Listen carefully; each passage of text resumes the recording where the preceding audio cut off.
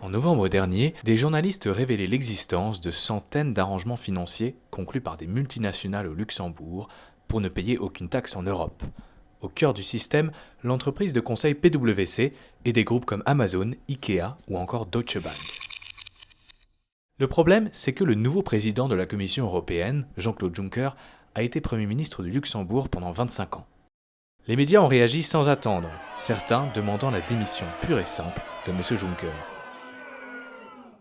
Mais un mois après, malgré une motion de censure, les appels à la démission, la pression du G20 et le lancement d'une enquête, rien ne semble inquiéter Jean-Claude Juncker.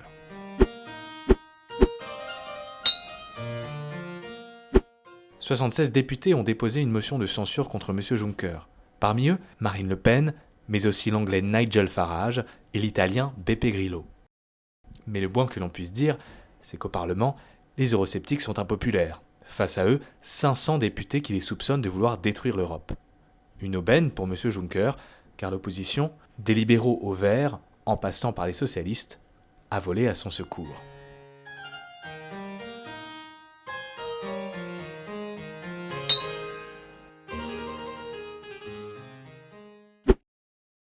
L'affaire des LuxLeaks éclate quelques jours avant le G20 de Brisbane. À cette occasion, M. Juncker a été interpellé sur la question de l'évasion fiscale. Des attaques teintées d'une certaine hypocrisie, puisque le G20 et la transparence fiscale, c'est une histoire compliquée.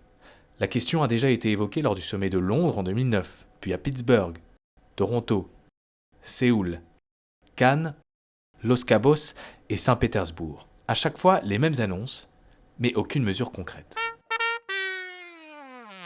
Et puis le problème ne touche pas que le Luxembourg. D'autres pays européens sont régulièrement montrés du doigt, comme les Pays-Bas, la Belgique, l'Irlande et bien sûr le Royaume-Uni, qui compte parmi ses territoires d'outre-mer plus de la moitié des paradis fiscaux dans le monde. Si Jean-Claude Juncker admet être politiquement responsable des LuxLeaks, il estime qu'il n'est pas l'architecte du système. Pour lui, la faute revient aux disparités entre les politiques européennes. En tant que président de la Commission, il affirme désormais défendre les intérêts de l'Europe, et plus uniquement du Luxembourg.